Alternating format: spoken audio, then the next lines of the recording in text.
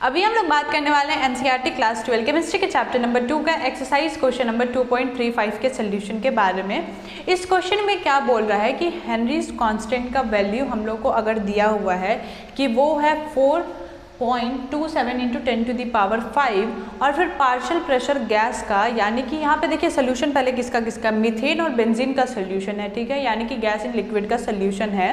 तो फिर वहाँ पे जो हम लोग को हेनरीज कांस्टेंट का वैल्यू दिया हुआ है वो दिया हुआ है 4.27 × 10⁵ और गैस का जो पार्शियल प्रेशर दिया हुआ है वो दिया हुआ है 760 mmHg दिया हुआ है। तो हम लोग को जो यहाँ पे फाइंड करना है वो मोलालिटी फाइंड करना है। तो कैसे फाइंड करेंगे, देखिए सबसे पहले हेनरीज लॉ का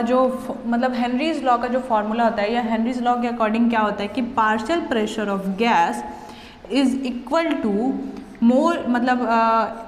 KH यानी कि Henry's constant multiply by mole fraction of solute, यानी कि मोल फ्रैक्शन ऑफ सॉल्यूट नहीं, sorry, mole fraction of gas, यानी कि हमारा जो पार्शियल प्रेशर ऑफ गैस जो होता है वो डायरेक्टली प्रोपोर्शनल होता है उस गैस के मोल फ्रैक्शन के बराबर होता है। तो फिर जब हम लोग डायरेक्टली प्रोपोर्शनैलिटी का साइन हटाते तो हमारा हेनरीज कांस्टेंट आ जाता है। और यहाँ पे जो मोल फ्रैक्शन ऑफ गैस लिया गया है ये कॉन्सेंट्रेशन टर्म लिया गया है, तो इस मोल फ्रैक्शन की जगह हम लोग कुछ भी निकाल सकते हैं, मोलालिटी भी निकाल सकते हैं या मोलारिटी भी निकाल सकते हैं।